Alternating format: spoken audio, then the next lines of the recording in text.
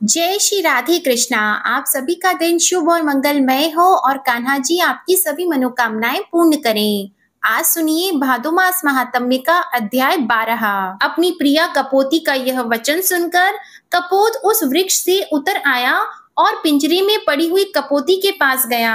वहां पहुंचकर उसने देखा मेरी प्रिया जीवित है और व्याध मृतक की तरह निश्चेष्ट हो रहा है। तब उसने उसे बंधन से छुड़ाने का विचार किया। कपोती ने रोकते हुए कहा, महाभाग, संसार का संबंध स्थिर रहने वाला नहीं है। ऐसा जानकर मुझे बंधन से मुक्त न करो। इसमें मुझे व्याध का अपराध नहीं जान पड़ता। तुम अपनी धर्ममयी बुद्धि को दृढ़ करो।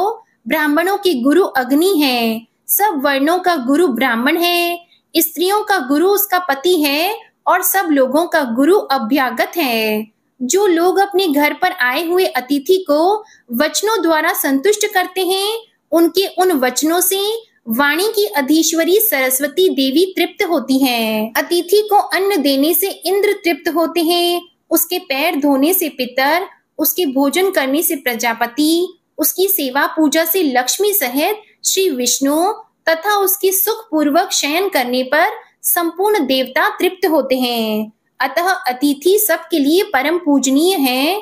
यदि सूर्यास्त के बाद थका मांदा अतिथि घर पर आ जाए तो उसे देवता समझें, क्योंकि वह सब यज्ञों का फल स्वरूप है।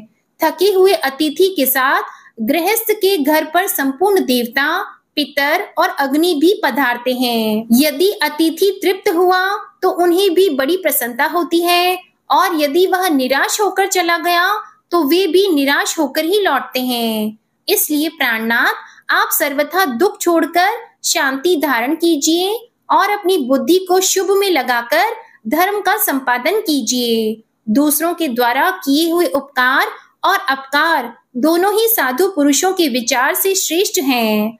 उपकार करने वालों पर तो सभी उपकार करते हैं।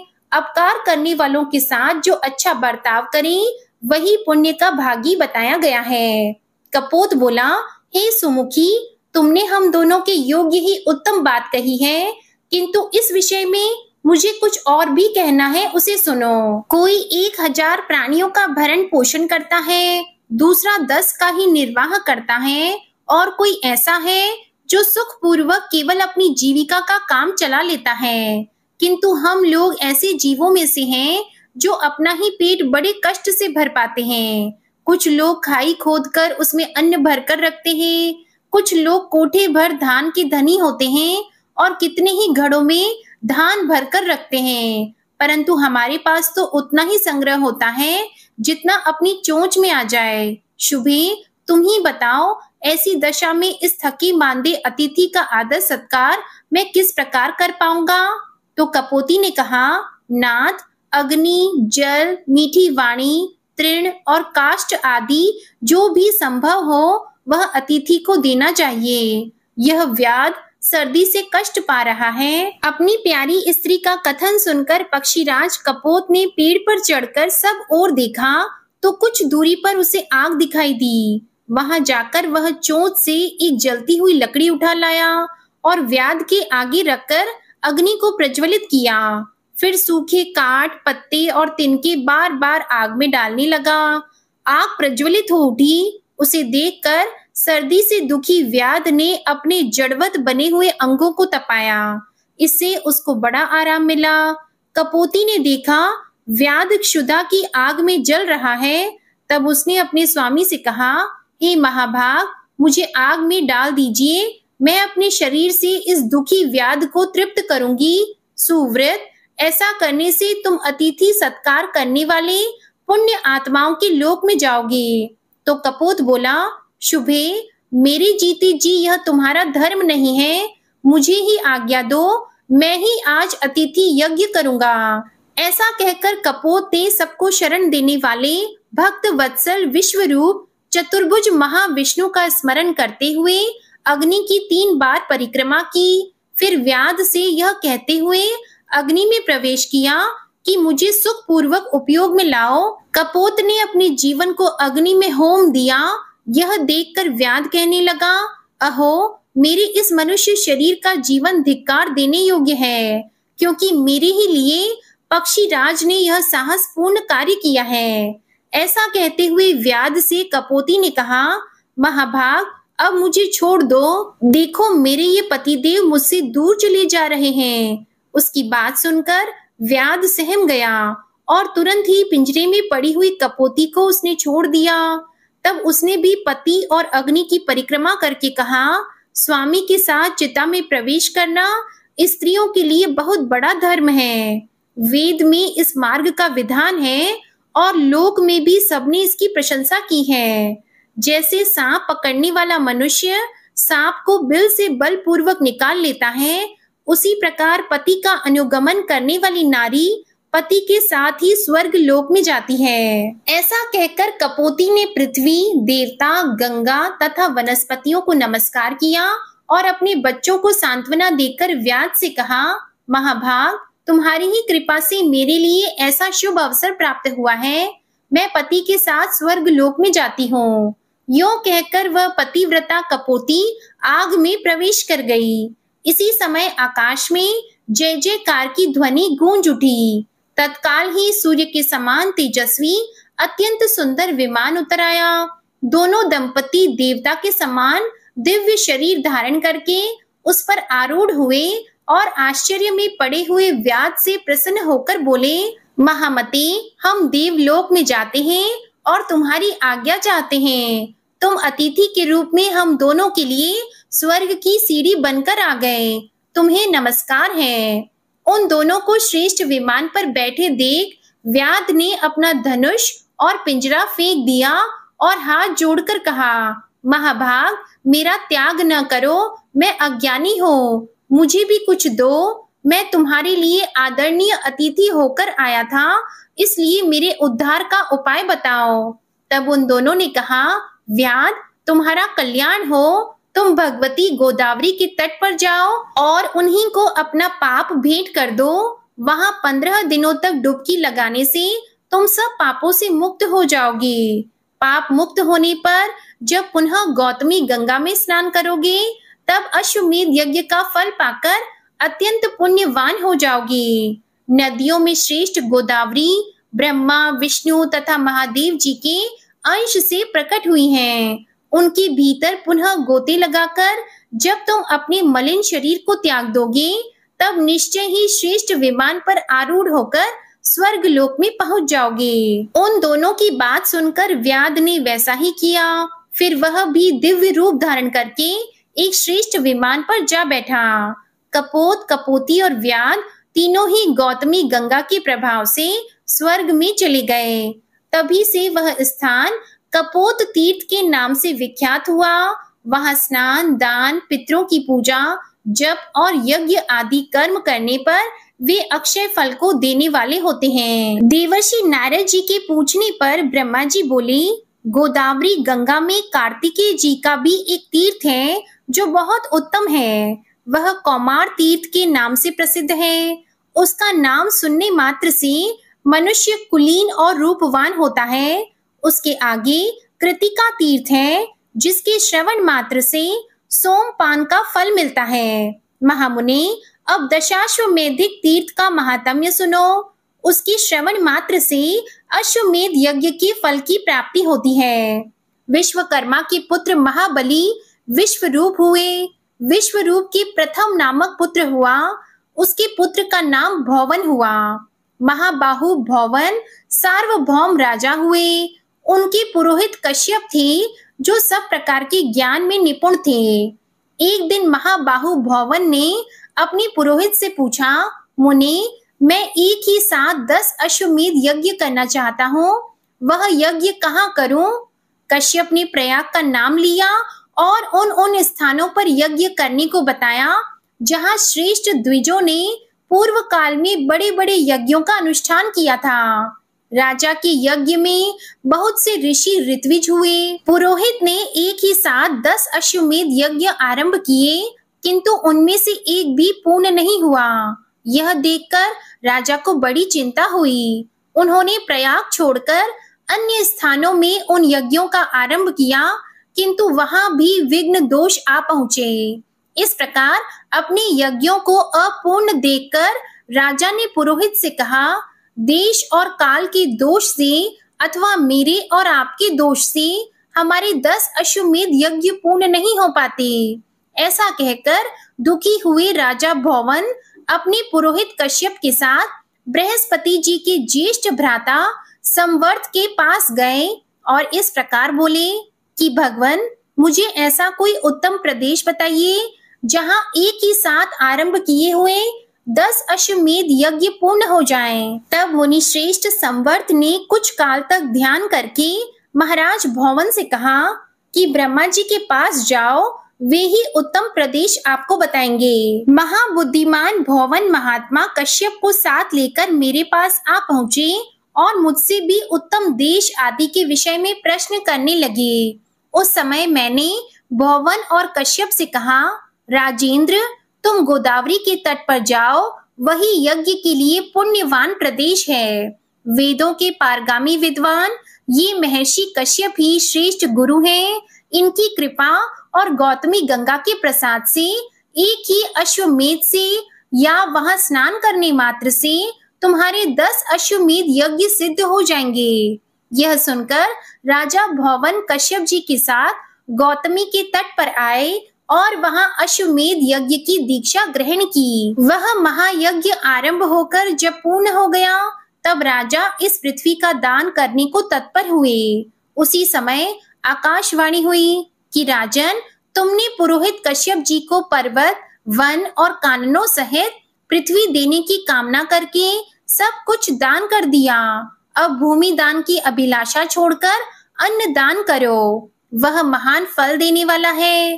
तीनों लोकों में अन्न दान के समान दूसरा पुण्य कार्य नहीं है। विशेषतः गंगा जी के तट पर श्रद्धा के साथ किए हुए अन्न दान की महिमा अकथनीय है। तुमने जो प्रचुर दक्षिणा से युक्त यह अश्वमेध यज्ञ किया है, इससे तुम कृतार्थ हो गए। अब इस विषय में तुम्हें अन्यथा विचार नहीं करना चाहिए।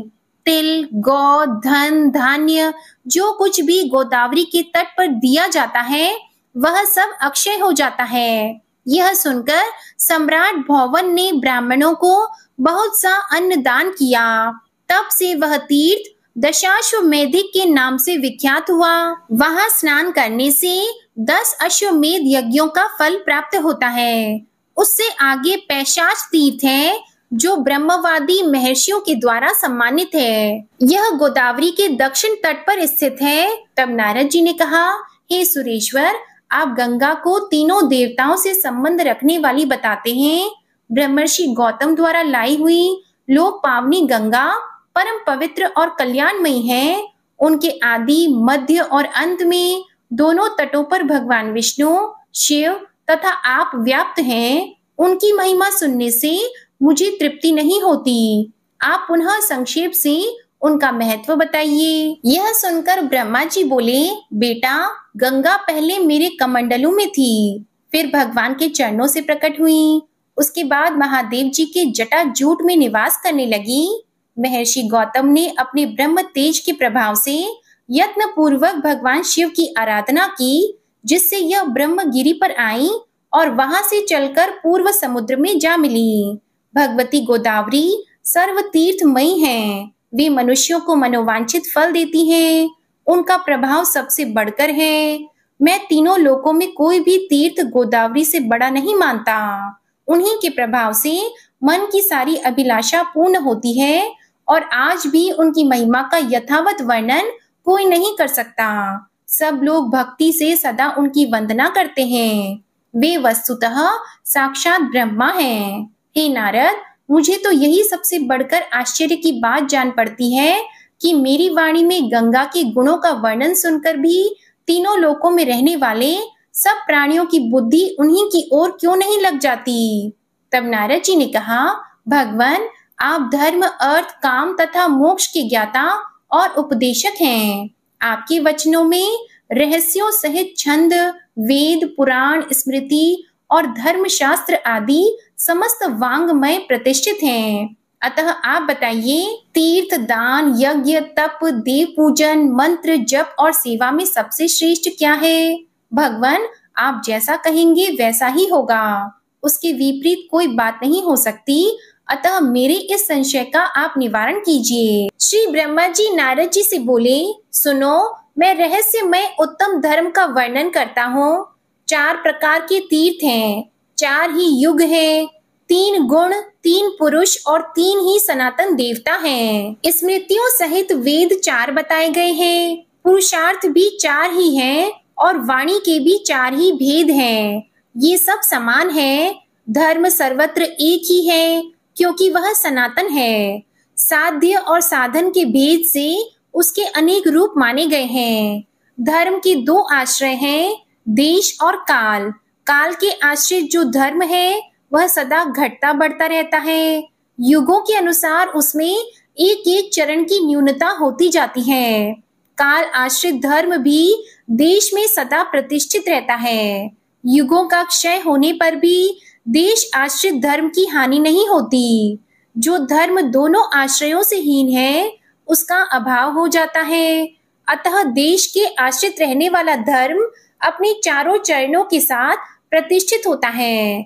देश आश्रित धर्म भिन्न भिन्न देशों में तीर्थ रूप से स्थित रहता है। सत्य युग में धर्म देश और काल दोनों के आश्रित होता है। त्रेता में उसके 1 चरण की, द्वापर में 2 चरणों की और कलयुग में उसके 3 चरणों की हानि होती है। द्वापर और कली में क्रमशः आधे और चौथाई रूप में शेष रहकर धर्म चालू रहता है। कली में उसकी संकटमय स्थिति हो जाती है। जो इस प्रकार धर्म को जानता है उसके धर्म की हानि नहीं होती। जो घर से तीर्थ यात्रा के लिए निकलना चाहता है उसके सामने अनेक प्रकार के विघ्न आते हैं, परंतु जो उन विघ्नों के मस्तक पर पैर रखकर गंगा जी के पास नहीं पहुंचता उसके अपने जीवन में क्या फल पाया। गौतमी के प्रभाव का कौन वर्णन कर सकता है। साक्षात सदाशिव भी उसके वर्णन में असमर्थ हैं। मैंने संक्षेप से इतिहास सहित गंगा के महात्म्य का प्रतिपादन किया है। चराचर जगत में धर्म, अर्थ, काम और मोक्ष का जो भी साधन है वह सब इस विस्तृत इतिहास में मौजूद है। इसमें वेदोक्त श्रुतियों का संपूर्ण रहस्य बताया गया है। जगत के कल्याण के लिए जो उत्तम साधन, जो उत्तम नाम वाला प्राचीन तीर्थ देखा गया है उसी का वर्णन किया गया है। जो इस महात्म्य का एक श्लोक अथवा एक पद भी भक्ति पूर्वक पढ़ता या सुनता है अथवा गंगा गंगा इस प्रकार उच्चारण करता है वह पुण्य का भागी होता है। गंगा का यह उत्तम महात्म्य कली के कलंक का विनाश करने वाला, सब प्रकार की सिद्धि और मंगल देने वाला है। संसार में यह समादर के योग्य है। इसके पढ़ने और सुनने से मनोवांछित फल की प्राप्ति होती है। जो 100 योजन दूर से भी गंगा गंगा का उच्चारण करता है वह सब पापों से मुक्त होता है और भगवान विष्णु की धाम में जाता है। तीनों लोकों में 3.5 करोड़ तीर्थ हैं। वे सभी बृहस्पति के सिंह राशि में स्थित होने पर गौतमी गंगा में स्नान करने के लिए आते हैं। बेटा, ये गौतमी मेरी आज्ञा से सदा सब मनुष्यों को स्नान करने पर मोक्ष प्रदान करेंगी। 1000 अश्वमेध और 100 वाजपेयी यज्ञ करने पर जो फल मिलता है वह इस महात्म्य के श्रवण मात्र से प्राप्त हो जाता है। हे नारद, जिसके घर में मेरा कहा हुआ यह पुराण मौजूद है उसे कली काल का कोई भय नहीं है। यह उत्तम पुराण जिस किसी मनुष्य के सामने कहने योग्य नहीं है। श्रद्धालु, शांत एवं वैष्णव महात्मा के सामने ही इसका कीर्तन करना चाहिए। यह भोग और मोक्ष देने वाला तथा पापों का नाश करने वाला है। इसके श्रवण मात्र से मनुष्य कृत कृत्य हो जाता है। जो अपने हाथ से लिखकर यह पुस्तक ब्राह्मणों को देता है वह सब पापों से मुक्त होकर फिर कभी गर्भ में नहीं आता, अर्थात संसार चक्र में नहीं आता। मुनि बोले, देव, भगवान की यह कथा सुनने से हमें तृप्ति नहीं होती। आप पुनः परम गोपनीय रहस्य का वर्णन कीजिए। अनंत वासुदेव की महिमा का आपने भली भांति वर्णन नहीं किया। अब हम उसी को सुनना चाहते हैं, आप विस्तार पूर्वक बताएं। इसके बाद जो कुछ भी ब्रह्मा जी ने विस्तार पूर्वक बताया उसका वृतांत आप अगले अध्याय में सुनिएगा। अब आप सुनिए श्री कृष्ण चालीसा पाठ। बंशी शोभित कर मधुर, नील जलद तन श्याम, अरुण अधर जनुबिंब फल, नयन कमल अभिराम, पूर्ण इंद्र अरविंद मुख, पीतांबर शुभ साज, जय मनमोहन मदन छवि, कृष्ण चंद्र महाराज। जय यदुनंदन जय जगवंदन, जय वसुदेव देवकी नंदन, जय यशोदा सुत नंद दुलारे, जय प्रभु भक्तन के द्रुग तारे। जय नट नागर नाग नथैया, कृष्ण कन्हैया धेनु चरैया। पुनि नख पर प्रभु गिरिवर धारो, आओ दीनन कष्ट निवारो। वंशी मधुर अधर धरि टेरो, होवे पूर्ण विनय यह मेरो। आओ हरि पुनि माखन चाखो, आज लाज भारत की राखो। गोल कपोल चिबुक अरुणारी, मृदु मुस्कान मोहिनी डारी। राजित राजीव नयन विशाला, मोर मुकुट वैजंती माला। कुंडल श्रवण पीत पट आछी, कटी किंकिणी काचनि काछी। नील जलज सुंदर तनु सोहे, छबि लखि सुर नर मुनि मन मोहे। मस्तक तिलक अलक घुंघराले, आओ कृष्ण बांसुरी वाले। करि पय पान पुत नहीं तारियो, अका बका का गासुर मारियो। मधुवन जलत अगिन तब ज्वाला, भय शीतल लखतहि नंद लाला। सुरपति जब ब्रज चढ़्यो साई, मूसर धार वारी वर्षाई। लगत लगत व्रज चहन बहायो, गोवर्धन नख धारी बचायो।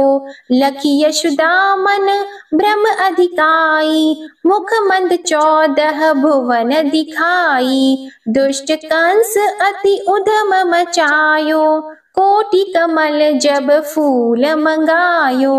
नाथी कली यहीं तब तुम लीन है, चरण चिन्ह दे निर्भय कीन है। करि गोपिन संग रास विलासा, सबकी पूर्ण करि अभिलाषा। केतिक महा असुर संहार्यो, कंसहि केस पकड़ी दे मारियो।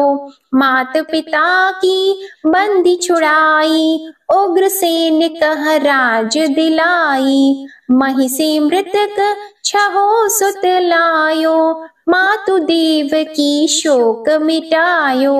भौमासुर मुर दैत्य सहारी, लाए 68 सहस कुमारी। देवी मही तृण चीर सहारा, जरा सिंधु राक्षस कहि मारा।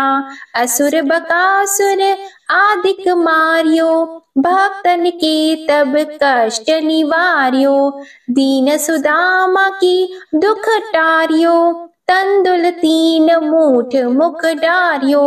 श्री कृष्ण चालीसा समाप्त होती है। प्रेम से बोलिए भगवान श्री कृष्ण की जय, गौ माता की जय। आपको आज की कथा पसंद आई हो तो वीडियो को लाइक कीजिएगा, शेयर कीजिएगा, कमेंट में भगवान श्री राधे कृष्ण की जय लिखिएगा और चैनल को जरूर सब्सक्राइब करिएगा। इसी के साथ आज आप हमारे चैनल पर शनि प्रदोष व्रत की कथा भी जरूर सुनिएगा। जय श्री कृष्णा।